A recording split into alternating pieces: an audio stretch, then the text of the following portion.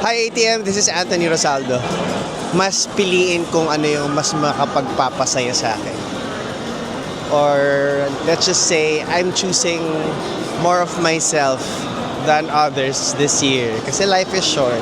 So, ayun, gusto ko mas masaya, mas peaceful yung year. And yun pa rin, do what I love and make everybody also happy as I make myself happy. Wow! Gusto niya. Something new na gusto kong gawin this 2026. Ano man bago? Last na interview sa akin about this is gusto ko try mag-theater. So nagawa ko na siya.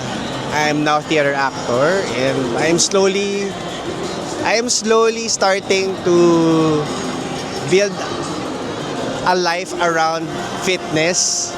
So baka next year try ko namang mag-crossfit siguro or high rocks. Kasi nag-enjoy ako magpaganda ng katawan ngayon. So ayan, high rocks and crossfit. Let's go. Happy New Year ATM!